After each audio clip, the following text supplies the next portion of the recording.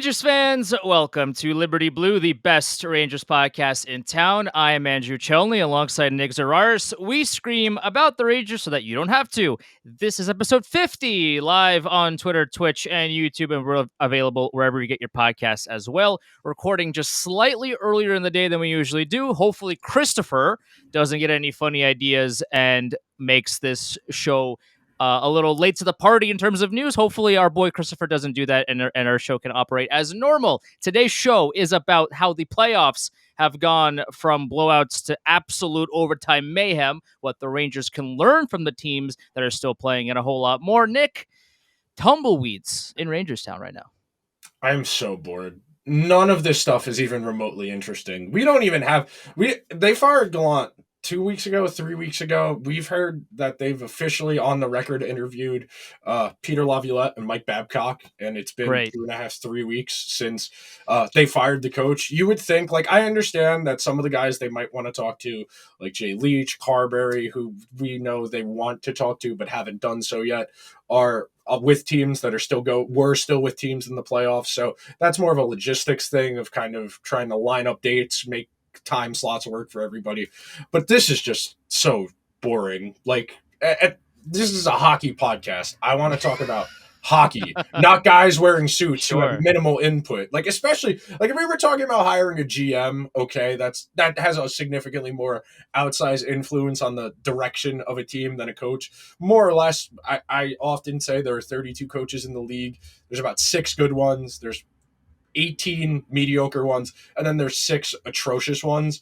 If you have one of the 18 that's in that soggy middle, it really doesn't make that much of a difference. They're not going to be able to scrape that much more out of it. I mean, you look at the group that's left. I mean, you think about DeBoer, Paul Maurice. Those guys they've been around the block. They've had a lot of stops. Neither has had a ton of success, a couple cup final appearances for DeBoer, but Rob Brindamore for second time in a conference final. Bruce Cassidy, I believe, third time to make it to a conference final. So there's no like universal like, oh, if you hired this coach with this type of background, you're going to do this or that. It's just, this is all so boring because we got to piece through the tea leaves. There's not even like great information out there. It takes having like 9 different subscriptions to different publications to get a full picture of what's going on. And even that is just like a corner of the puzzle of the map. Because right now we're all sitting around waiting, wondering.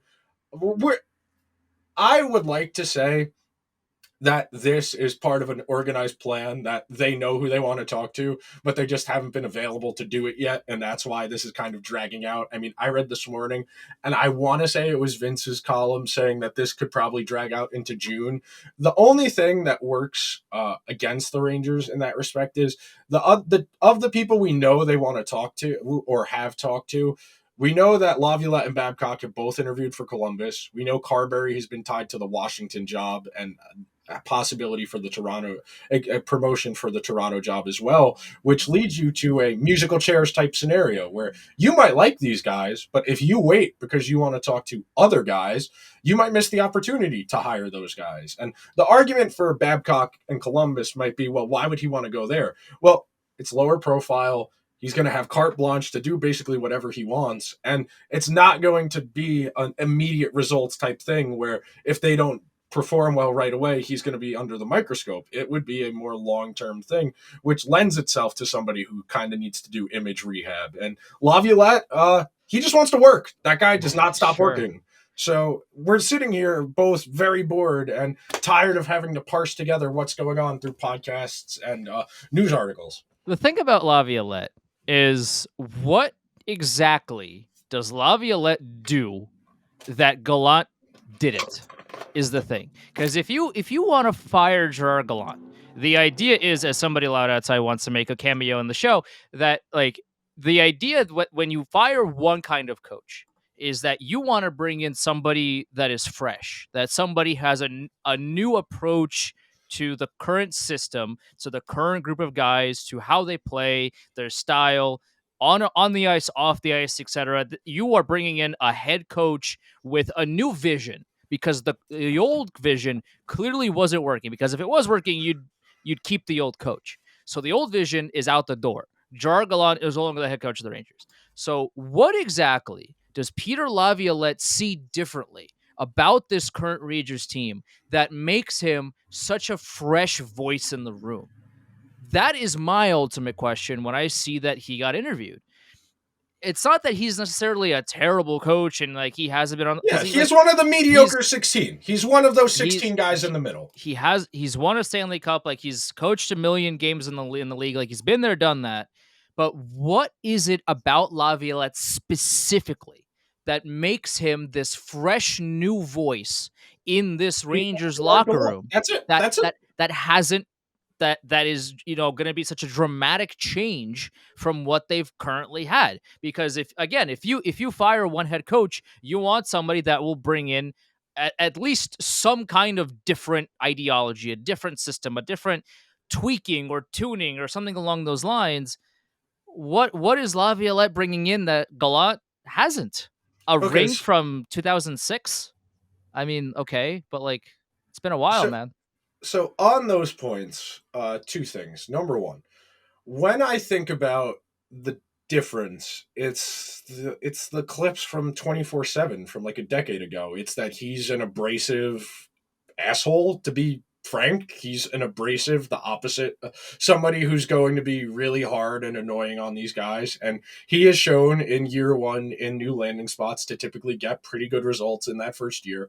But that's also the new coach effect. Anytime you bring in a new coach, you typically see that. You think about the Canucks twice in the last 2.5 years. They brought in Boudreau. It got a lot better after Travis Green got fired. They brought in Tocchet. It got better after they fired Boudreau. The new coach thing, it's a cheap fix. It's a quick fix. It solves your problem temporarily, but it doesn't address the bigger picture, which is part of the reason that Gallant got dismissed. I think it was Arthur's column. He said, and he wrote this over the weekend, so this is a few days old at this point, but wrote something to the effect of Drury feels that this team is good enough to win a Stanley Cup, and Gallant was not the coach getting the desired results out of this group. And this ties back to the first point we just talked about, where what's the difference? Well, at the very least, Drury feels that if he brings in someone different, they might be able to get a better result out of this group. And I think, again, this is looking for an easy fix, a short term fix. And instead of addressing the very real fundamental issues with the roster, Drury feels that changing the coach is the easy way. That, oh, this group is fine. There's nothing wrong with this group. We don't need to change our roster. All we got to do is change the coach. And that's why you get the idea of bringing in anybody. It's the port in any storm type thing, where anybody's better than what you have right now because it's not getting your desired result, which I do agree with. I do think there are points where if you know your coach is not the guy, even if you don't have the ideal person lined up, sometimes it does make sense to just cut bait, get rid of it, get that out of your organization, and start over. Because if you know this guy can't get the best out of your group, you know it's not changing. You're not going to get a better result. You're not going to get more out of your group, and that's why we are where we are right now. Drury thinks this team is good enough to win a Stanley Cup with the core as it's currently comprised, and it's a matter of finding the right coach to tinker around the margins and get the best out of them. I disagree with his assessment of his roster, but that's another conversation that I'm sure we're going to have at some point. Though the one thing, and we talked about this a few weeks ago when it was still raw and fresh, is that no, doesn't matter who's coaching the Rangers, they can't make Panarin backcheck. They can't Yep. make Zibanejad shoot the puck when he's on the power play, because the Rangers have been through multiple coaches now with Zibanejad, and Zibanejad has shot with none of them. So at a certain point, the coach can change the system. He can change. Okay, instead of doing a 2-2-1, you could do a 2-1-2. Like he can change, general aspects of how a team plays. But is Peter Laviolette all of a sudden going to make Panarin backcheck? Is Peter Laviolette going to just make Zibanejad start shooting the puck, at 5-on-5? Based on prior evidence, I would say the answer to that is a big fat no. So a head coach is there to tweak the little things to change the overall maybe system, the overall approach. Maybe one coach likes to dump and chase more, the next coach doesn't. One coach clearly, as we've seen from the Rangers through multiple years now, cannot make the micro adjustments for individual players. Panarin ain't back checking for Gallant. He's probably not going to back check for Laviolette. Zibanejad hasn't shot under Gallant. Probably not going to shoot under Laviolette, but I would love to be wrong. If I am proven wrong, I would love that. Right? Like that would be fantastic. I would love to be proven wrong about this. But we've just seen this through multiple coaches now within the Rangers system that none of these guys have been able to change the ways that the Rangers are failing come playoff time. And that is the biggest one of the biggest hurdles that I have when you hire somebody like Laviolette, who's a retread, who's been in this league for a million years, is okay, well, none of these guys worked. What is Laviolette going to do differently that will fundamentally change the thought process of the New York Rangers players? I don't know. So my general understanding is the Rangers felt a lot higher about their team than a lot of people did. And the Rangers have always done this. They've always bought into their own hype to some extent. They have the world-class goalie. That solves a lot of issues. You can always say your defense is really good when you only give up 2.5 goals a game when you've got one of the best goalies in the world. So at face value, we know the Rangers overrate their own defense. That has long been organizational tradition. We have 20 years of evidence now between two world-class goaltenders to show that they overvalue their own team to a certain extent. The argument for Laviolette, and I don't believe this is the argument, is they need somebody who can get something internal from these guys. It's not so much changing how they play, it's changing the way they think about the game. It's getting them to be more consistent. It's getting them to play with a certain intensity, a certain vigor that they haven't been able to manifest. And part of that is ascribed to a hands-off coach who lets the players police themselves, run the room how they want to, which is what it was for the last 2 years under Gallant, versus the 2 years prior to that, 3 years prior to that of David Quinn, where he was annoying and up everyone's ass and micromanaging. And the argument for a Laviolette is this is somebody who's been in the game a wealth of experience. And again, I don't agree with this point, but that he's got such a breadth of experience, a wide scope of players he's interacted with and dealt with over the years of his career, that he's going to know how to connect with Zibanejad, with Panarin, with Kreider, with Trocheck on a fundamental level that's going to get them to change not necessarily how they play, but their energy, the mindset. And that's something we both at a principle level agree with. We talked about this all regular season, that there wasn't any real consistency, that the players did not show up consistently with an intensity requisite with success, the slow starts. So that's the argument. And again, I don't agree with it, but that's the argument from a philosophical standpoint why you would talk to a Laviolette about this. And I agree with you. I want somebody who either hasn't had NHL experience before or somebody with minimal NHL experience before, because we've seen the Rangers do the retread stuff. And at this point, Laviolette is so far removed from some of these successes. Like, yes, he won a Stanley Cup, but, you know, the NHL was vastly different 17 years ago. It is an entire... if you watch hockey from 2006, it looks like a different sport compared to what you're watching now, because it's so much faster. The players are so much smaller. There's so much more of an emphasis on creating off of the rush and transition versus that plodding dump and chase style. And you worry. And I mean, I've spent a lot of time going through. It's on HockeyViz. Micah has a model on the impact of coaches on offense and defense, and Laviolette's impact on offense and defense is atrocious because he turtles so aggressively when he gets a 1-goal lead. He minimizes his team's offensive chances at the behest of trying to play better defense, but by being so passive and trying to minimize the chances against, you're inviting the other team inward, and we've seen that. For the last 2 coaches, the Rangers have played that style where they want the other team to skate in on them, shoot low-quality chances, and then counterattack going the other way, and that hasn't worked with this group. And I think that's going to be... for me, that's my sticking point. I want somebody who's going to be able to tailor to what these guys want to do. It's great that your system has had success in other places, but just assuming because you've had success in other places with a certain system, you're going to be able to do it here, that's ignorant of what made you successful in the first place. Not every player is going to be able to play the same way, and it's why it feels so, I don't want to say directionless, because that's not really the right word, but neither of us can really address what coach is going to be able to get the best out of this group. And I think that's the problem the Rangers have too, is they're looking at all of these guys and they've gone two different ends of the spectrum with the last two coaches. They've done the retread with lots of experience and they've done the totally inexperienced guy, and neither panned out particularly well for them. And I think that's why we're seeing such a slow playing process right now. And that's fine. Like Yeah. for all intents and purposes, like the Rangers have the time to do that. Well, we know that because they got bounced embarrassingly in the first round of the playoffs. They have plenty of time to sit there and ruminate on what went wrong and how to fix it. They have a lot of time to do that. So in essence, like it's fine. Take all the time that you want to really stretch the net as thin as you want. Nick, you had some, yeah. What were you gonna say? You gave me a specific thought.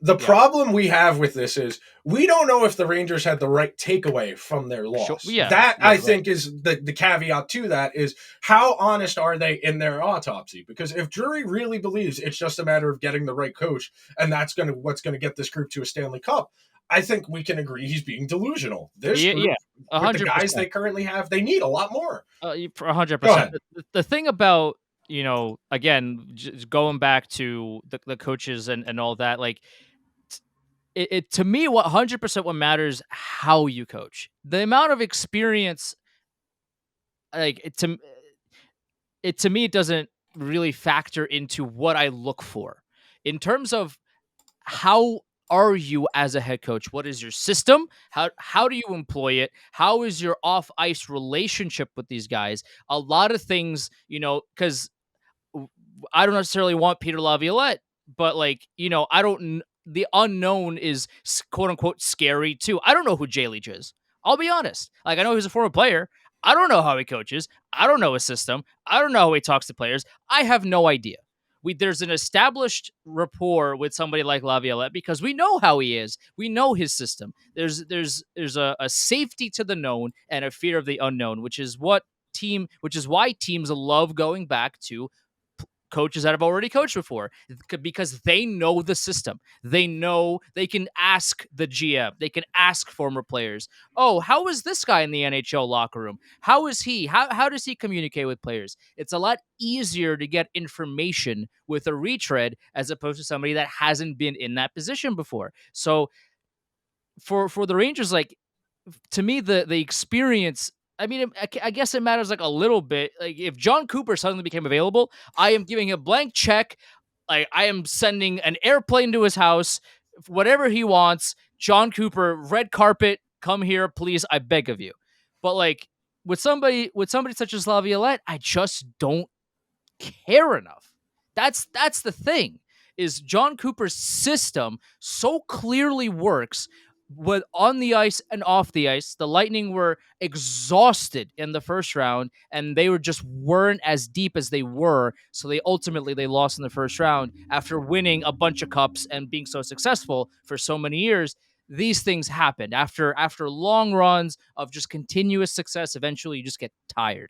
So that first round loss wasn't on John Cooper. If John Cooper were suddenly to resign or get fired or what have you, like I'm knocking on his door within minutes. Within minutes, I'm figuring out where he lives and I'm knocking on his door and getting on my knees and begging the Semantic Coast Rangers. Like that's how much I value John Cooper as a head coach in the NHL. But for Peter Laviolette, like he doesn't move the needle for me. That's the thing that kind of that is the difference between the two. Peter Laviolette has coached for a million years. He hasn't really been successful in a million years, and while he's a no name amongst the hockey boy club, and Jay Leach or Knobloch or one of these guys isn't per se.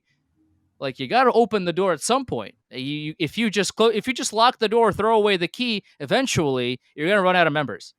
So I'm gonna take what Fitz from Twitter always says is there's five good coaches in the NHL. If you don't have one of those guys, there's no point in getting that mad about it because everybody else is screwed too. So I think coach does matter to some degree. You can't have Sure. a total incompetent person running things like we've seen the Rangers do with David Quinn, who was so out of his depth at the NHL level. Where but at the same time, I can't get that like hung up on this. It's the same reason why I was kind of lukewarm on firing Gallant to begin with. Is the issues go so much deeper than the coach that it doesn't matter who the coach is. You could bring the best coach in the league to this group. You could bring a John Cooper to this group, and I'm not convinced he could get significantly better results out of this group. I'm really not. I mean, we have seen for years a fundamental approach of survive, thrive on the power play, world class goaltending. And that's just, it's not a viable path to winning a championship in today's NHL. You see the limitations of that. The Oilers didn't have the goaltending, but the Oilers could score 5 goals a game, and it didn't matter. It did not matter that the Oilers dropped 5 a game in the playoffs. And the Rangers can't even do that. How are you expecting yourselves to win in the playoffs against really good teams where you're entirely reliant on your power play? We saw it in the playoff series against the Devils, the games they didn't score on the power play, they didn't win, and be totally rendered ineffective at 5-on-5, which is 80% of the game. That's why we harp on 5-on-5 play so much, is that's 80 to 85% of the game, depending on the given night. If you are expecting to win a game and that 15%, your margin for success, margin for error to win the game Massive. is so small. It's the margin for error to win when you are Yeah. only worried about Right, that right, right. 15% of the game. It's really hard to win that way. And it's why I've bemoaned the Rangers' lack of contingency options, where if they can't play their very specific formula to win, they have no hope. And that's just not a requisite path to success. We've seen teams now for a number of years in this post 2015, where that Blackhawks and Kings window closed, where teams have been able to play with a very clear cut, our top six is high end guys, and then our bottom six is guys who aren't high end but can play a particular style with a lot of energy and be effective at 5-on-5, which is the point that a lot of people missed when they traded for Barclay Goodrow. Was, oh, well, he was on the best third line in hockey. Well, yeah, because he was playing with two guys who would be on the top six on other NHL teams. Blake Coleman is a bona fide NHL top sixer, as is Yanni Gourde. Barclay Right. Goodrow was there to just retrieve the puck and kill penalties. That's all he did on the third line in Tampa. He was really good at retrieving the puck, and the Rangers were shocked to find out he's not great defensively, playing on a fourth line with Ryan Reeves and Dryden Hunt. I tweeted, I went and looked it up because I forgot what day I tweeted it. They traded for Barclay Goodrow on July 17th, 2021. I tweeted July 21st, the Rangers are going to make a Walmart version of the Gourde, Coleman, and Gaudreau line and be mystified as to why it doesn't work, which is exactly what happened. They tried to do a Walmart version of what Tampa did. It didn't work, and they're looking to get rid of Gaudreau now because they gave him such a bad contract to get him here in the first place. So that's really my overarching. That's the source of my apathy right now. Is I don't care who the coach is, because I don't believe the general manager is going to be honest with his roster. And it's great. You could get Scotty Bowman out of a Yeah. time machine from 1974 to coach this team right now. You could get Al Arbor. It wouldn't matter. You are not going to get this group to play significantly better. And just assuming that, hey, if the coach is different, they're going to play better is it's stupid. It's short sighted, and it's looking Right. for an easy answer. I mean, the Rangers are never going to be truthful about their own roster. Why? Because they gave somebody like Jacob Trouba, who makes $8 million a year and is average at defending at best, a lifetime contract. They gave him the captaincy, and that's their leader.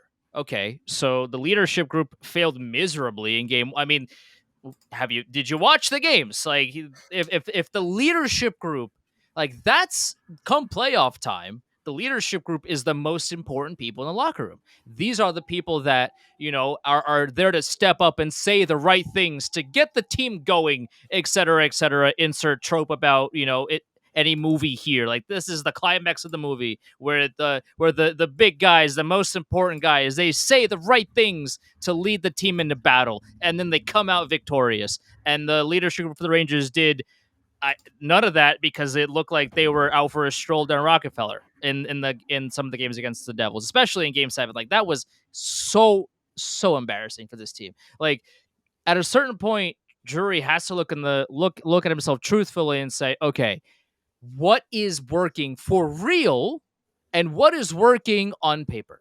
Because right now, these are two different things. You So I want to make a point on that, because there's a very specific idea here. I think the problem is there's a very real pushback from people who are still in hockey that hockey has to be played a certain type of way. And that's why you're never going to get an honest account. Because in Drury's mind, Jacob Trouba is like every hard hitting defenseman he played against when he was in the league. That every successful team has one of those types of guys, and he can't possibly have a team that's successful without somebody that plays that archetype. It's not a dishonest account or like a lack of honesty. Like, in Drury's mind, Jacob Trouba is a good hockey player because he fulfills a very specific role. You read it in For $8 every million single. a year. Yes, correct. They value that type of hockey. They think that type of player is an integral component of being a Stanley Cup winning team. And that's why you get a disconnect. I don't think it's a lack of honesty about the roster. I think it's hockey is played a certain way. We are going to get guys who play hockey that way, and if it doesn't work, it's a reflection of the coach, not the players themselves. That we know we can get more out of Jacob Trouba. I played with these types of guys. We know he can be successful in the NHL because when I played, we had guys like that, or I played against guys like that. And That that's like where that's the disconnect for me. That's where I think the yeah. disconnect stems from. I mean, yeah. Not a stubbornness. I think it's genuinely based on my experiences, this is what works. We're doing what works. I think it's rooted in that. I don't disagree with that. The thing about being a general manager in the NHL is, are you there to win? Because if you're there to win, they're there to win on their own terms. On their that's right. the issue. Well, that's it. Like, that's the whole point. Is I'm here to win, but I want to win the way I want to win. It has to stop at I want to win. Yeah. For GMs to be successful, the sentence has to stop with I want to win. Correct. Because if you continue on this path of but I want to do it the way I see it and the way that I think hockey should be played and the way that I think the role should be, et cetera, you're winning nothing. You need to assemble the best possible team that you can to do to score more goals than the team to win the Stanley Cup. Like, that is it. Paying somebody $8 million a year to hit people is because you think that's what they're supposed to do, and that's how hockey is supposed to be played. If you're listening to this, I'm doing massive air quotes with surrounding this. If you're watching on video, you see it, but on audio, you cannot, obviously. So, like, you have to assemble you have to watch and be honest with yourself. If you watch Barclay Goodrow play, for example, is he worth the contract that you as the general manager gave him? The answer is a big fat no. So what do? Now you have to ship him out because he's making too much money. The Rangers need to clear that space, and all of a sudden, now you gotta pay extra just to get him out because his contract sucks so bad. Like, the Rangers could have LTIR Lindgren for the remainder of the regular season, brought in a pure You rental. really ain't letting that go. I'm not letting that go. I'm really not, because he shouldn't have played. Like, that one game or those 2 games that he played prior to the playoffs, he shouldn't have played. All they had to do was LTIR him, bring in somebody for the defense, and have just a little bit more success defensively. But they didn't do that, and lo and behold, they sucked. Like, the Chris Drury needs to be honest, and he needs to decide, does he want to win, or does he X, Y, and Z, A, B, C, D, E, F, G with his own reasoning? Like, there, once in a while that pays off for somebody, but 99% of the time, if you continue the sentence after I want to win, it's just not going to work for you. I wholeheartedly agree with you, and I think that's been an issue for the Rangers for a long time, especially during the Sather years, less so during the Gorton years, because he wasn't really tasked with trying to win. He was he was the first 2 years of that job, and then very quickly realized that group wasn't good enough and embarked on a multi-year period of being god-awful. But in the Sather years, he wanted to win on his terms. It's why they brought in certain types of guys. It's why the first minute free agency opened, they threw a 3-year contract at Tanner Glass. They thought, oh, that's the reason we didn't beat the Kings. We weren't tough enough. And, of course, they brought in Tanner Glass, who was on the Rangers for 3 years. Sniped Carey Price that one time, though. I'll tell you that. Got himself a job in the front office based on how well his time as a Ranger went. So that's really what I think the source of all of our anguish and discomfort comes from right now is we don't even know if the front office can like accurately or honestly evaluate hockey talent, let alone picking who's going to coach the talent. It doesn't matter how good the coach is if the front office itself can't actually manage the talent. That's the fundamental issue here is, does the front office think this team is good enough? Based on everything we understand, they think this team should have been one of the final four teams standing, if not winning the Stanley Cup. And that's rooted in the names, not conscious of the fit, mind you, which is something else we've talked about a lot, is they don't think about how these players fit. They just go out and get, oh, we can get Vinny Trocheck. Oh, we can get Tarasenko. Oh, we can get Patrick Kane. Without a real consequence or thought of, well, this guy's talented, but is he going to work the way we've been playing? Is he going to gel well with our guys? It's been a very haphazard, oh, get this guy, get that guy, get this guy, get that guy, with no real conscientious understanding of the fit. I mean, within a month of Trocheck being here, I could have told you he didn't play the style of hockey commensurate with what the Rangers want to do. He is a bread and butter, dump and chase, net front, grind it out kind of guy. And he's the only one who plays that way in the entire lineup. He is the only one who plays that way, and it's why he doesn't fit with Panarin. Trocheck has good hockey sense. He doesn't have any elite traits. He doesn't have great vision. He doesn't have a great shot. He doesn't do anything at an elite level. And playing him with Panarin, you're saddling Panarin with the task of, oh, I got to drive this line now. So that changes my responsibilities. I need to be focused on zone entries. I need to be trying to get these guys involved because I know they're not good enough to play at the pace and style I want to. I have to babysit them to some extent. And again, we get back to well, that takes away from what makes Panarin so dangerous, because if he's looking to facilitate and he stopped shooting, which he really has. I mean, if you go back and look, year one as a Ranger versus the last two, it's a dramatically different player. I mean, he shot significantly more that first year. It's why he was one of the best players in the league that season. I would argue he should have won the Hart, in all honesty, that first year he was a Ranger, because he was so important to the team. But now his game has fundamentally changed. He's slowed down a little bit. He's not cutting to the middle. He's not shooting as much. And you fundamentally changed what you thought was a game-breaking player. Right now, I don't know. I mean, I would argue the Rangers' only game-breaking player is Adam Fox. I really think that's it. And even Adam Fox, he doesn't do it in a way that's explosive. Like, Adam Fox is a dynamic player, but he's not an explosive player. He doesn't have that extra gear. He can't do what Makar does. He can't do what a Kaprizov does. He can make great plays, but he has to do it with his mind, and that relies on having teammates able to play at that level.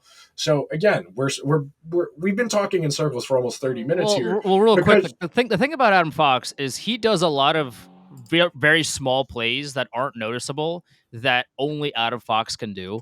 There's a lot of plays within the margins that he does that aren't going to make the Sports Center top tens, that aren't going to be in his highlight reel, perhaps. But I see this multiple times every single game where, let's say, like, Adam Fox is on the blue line, the puck is about to come out, but he holds the zone. He makes like little plays dancing around somebody. Oh no, that's like, not to discredit his skill box. I understand, but like in terms of the comparisons between him and Makar or somebody else, like Makar does this as well, but I have never seen somebody quite as good as Adam Fox do everything the right way. No, I completely agree with you. It's just the Rangers are predicating all of their success on their handful of elite players. Right. The problem is none of those elite guys, other than Fox, can really swing the game on their will. They cannot impact the game. And when you are a slower guy, you see what happened. The Devils really gave Fox a hard time in that series, and that's not a knock on Fox's talent, but he is not the fastest skater. And against fast teams where he doesn't have as much room or time to kind of operate and plot it out in his head, oh, I need to do this, I need to do that, he's going to have a harder time. And again, if you're going to center your team around our best guys or better than your best guys have to have a dynamic trait. It can't just be fishing for power plays and then you win on the power play. We've seen that. That doesn't work. And as long as the Rangers keep harping on that and focusing on trying to win that way, they're never going to be able to have, I don't want to say tangible success because they made a conference final last year, but a fulfilling success. It's going to be really hard to win a championship being a negative possession team and relying on the goaltending and the power play. It's just not a viable formula to win. It'd be like trying to win a Super Bowl with defense and running the ball in today's NFL. It's possible, sure, but Right. it's really damn hard to win that way. Well, what's interesting that it's interesting that you say that, because right now, and to kind of wrap back around to what one of the things that what I'm talking about is the Florida Panthers are essentially the Rangers in a lot of the sense. In Yeah, but that, Matthew Tkachuk actually imposes his I will on the listen, game. I was gonna say, like, Matt Tkachuk is a powering forward that is really driving this team to success. Like Barkov is better than Zibanejad, Sure, and absolutely, Verhaeghe is absolutely. But arguably yeah. what I'm saying to you is that their defense is an absolute tire fire, Oh yeah, and no, they have Bobrovsky in net, who is stealing the series. Like the comparisons are there. Obviously, they're not the exact same team. There's going to be differences for sure. But in terms of the way that they are currently playing, it is a lot of survive 5-on-5, try to get things on the power play, and have Bobrovsky save 90 shots. That, like, this is working for them right now, and it's if you're a Panthers fan, hopefully Bill Zito doesn't get the same conclusions that the Rangers got throughout their conference finals run, because the Panthers blue line is a lot worse than the Rangers is. Like, let's be honest, like the Rangers blue line isn't all that great, but the Panthers blue line is not great at all. But Bobrovsky is stopping incredible shot after incredible shot, goals that should be going in 100% of the time, but Bobrovsky is somehow finding ways to not make that happen. He's having himself a playoff to remember. I mean, he's been absolutely just jaw-droppingly good throughout these playoffs. So for the Panthers, like, yes, their offense is different. They have Matthew Tkachuk, who's a massive play driver. They have Barkov, they have Verhaeghe, they have these guys, but deep down, the Panthers, could you say, are sort of, kind of, maybe the current New York Rangers. I would say they would be the Rangers if the Rangers had high end players who were capable of imposing their will on a game. I think that's the again another source of the disconnect. It's one thing to be talented and to be good, but if you want to play that certain type of style, you need to have the requisite nastiness and ability to play a forechecky cycle game when it's not there, the way the Panthers do. The Panthers don't shy away from the shenanigans after the whistle. They are one of those types of teams that's very annoying to play against, and they do it in a meaningful way because the guys partaking in those shenanigans are their best players. Matthew Tkachuk is one of the most annoying people in the entire league. The Rangers do not have anybody who is a high-end player that is a pain in the ass. You cannot just bolt on gritty players from other teams and expect that to permeate the entire roster. You need your best guys to be miserable to play against on top of being talented. And for as good as Zibanejad, Panarin, Kreider are, none of those guys are annoying to play against. They don't drive their head to the net and just drag guys to the net the way Tkachuk and Barkov Kreider do. is, when he actually parks himself in front of the net. Like, he's a big guy. Like, he's one of the strongest people in the league. When he wants to be in front of the net, creating space for himself to get those deflections, I would have to imagine that he's not easy to play against, because how do you move an immovable object? Like, that's the kind of thing that you have to think about when you play somebody like Kreider. The problem is that he doesn't do it often enough to where it becomes a massive problem the entire game. He does it occasionally. He does it mostly on the power play, but a lot of the times Kreider has the ability to do it, kind of just doesn't, and that creates the breathing room. So the counterpoint to that I would have is that Kreider, when he's shooting, is typically on the rush. He's typically in that high slot between the circles, or occasionally he'll take it to the net, but he usually doesn't drive the net on those those rush opportunities, because he's pretty confident in his shot, even though he's got an okay shot. And that's really the difference. Barkov goes to the net. Tkachuk goes to the net. Verhaeghe is always in the mix around the net. The Rangers guys don't do that. You think about the other teams that are this far along. You watch Vegas, who's playing a good goalie in Jake Ottinger, and all of Vegas's scoring chances when they are putting the puck in the net are coming from that area around the net mouth, putting their heads down and getting into the mix. The Rangers have tried to get by too long without that next gear, that okay, this isn't working. All right, well, we're going to outwork you now. We're going to take it to the net front and we're going to outwill you at the net front. Our best players are going to go there. They don't. That's part of the issue. As great as Panarin is, as great as Zibanejad is, those guys are not physically imposing. They are not mixing it up around the net. And it's always going to be harder to score from 30 feet away than 6 feet away. And that's really what these playoffs have kind of reinforced for me.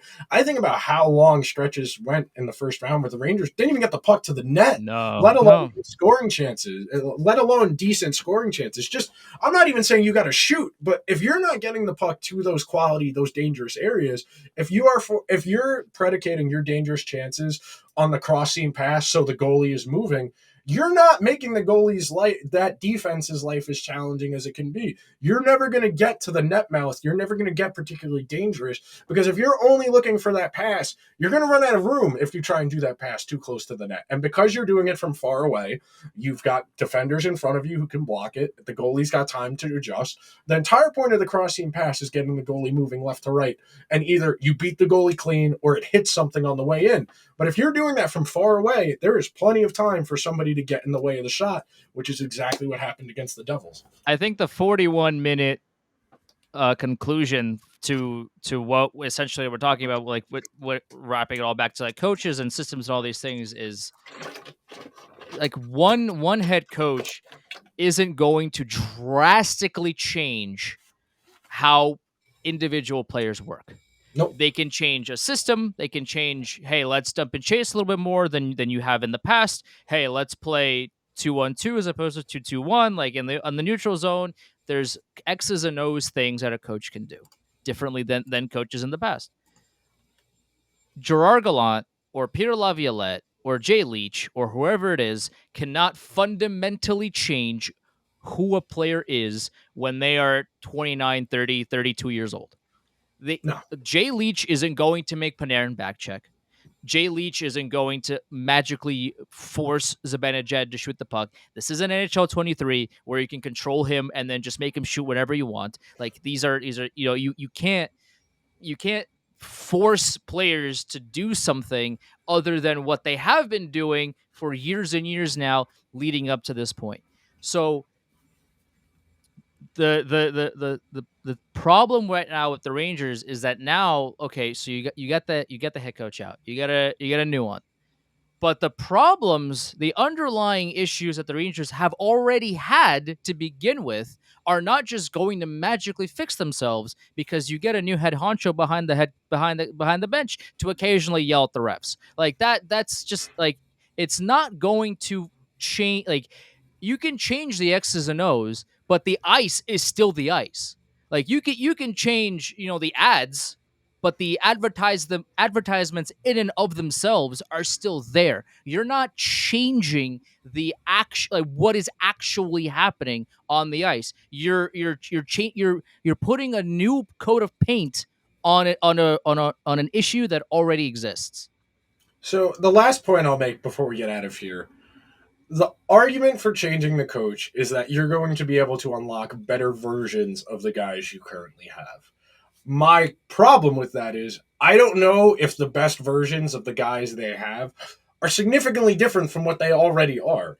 These are high-end players who don't really drive play at 5-on-5, who rely on the power play, who are very choosy, who are inclined to overpass. The best version of that is slightly more decisive shooters. Maybe you get an extra goal here and there. The margins aren't what's going to change the team. I think unless you're able to get through to this group in a different way that's going to get them to buy into playing a certain way, you're not going to be able to get that much more out of them. Because even if you really connect with them, you really think you can unlock another level to these guys' games, how much more room is there in a Zibanejad, in a Panarin, in a Kreider than what they've already shown? These are guys who have who are close to, if not already have peaked as NHL players. Guys don't go up, down, back up again. It's really, really rare that you see that. So that's really the counterpoint to just changing the coach for the sake of changing the coach. How can you raise the ceiling of a building that's already been constructed?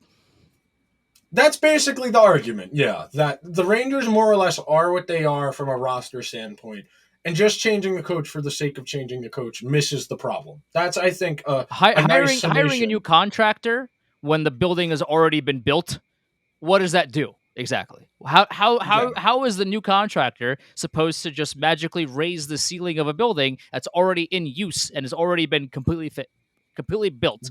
What is he supposed to do? Yes. Significant remodeling. And you know what the thing about remodeling is? It takes a year or two. Right. So you might want to change the coach right now. There is no guarantee that the Rangers are even going to be as good as they were last year. They were the seventh best team in the NHL this past year in the regular season, with no real consistency and totally phoning in the first 3 months of the season. It wasn't until about January that we're like, oh, okay, yeah, the Rangers will make the playoffs. That's really the point I want to emphasize as we wrap up here is we said last year that it would probably be more likely that the Rangers missed the playoffs than made the conference final again before at the end of last year. And that's more likely true than not. More teams miss the playoffs than teams make the conference final. That's basic math. It is really hard to make consecutive conference final appearances. Now, after going out in the first round, you really got to sit back, hope the front office knows what it's doing, and you hope for the best because that's realistically all we can do. Well, you fired your old contractor after he built the house for you, so good luck. That's basically where we're at. That'll do it for this week's episode of the Liberty Blue Pod. Available everywhere you get your podcast, on YouTube as well. Live, Twitter, Twitch, and YouTube every Monday, 6 p.m. Make sure you guys are following along. If the Rangers eventually do decide to hire a coach, we will try and get something up as soon as possible. But the understanding we have is it will be at least another week or so because there are candidates they still haven't talked to yet.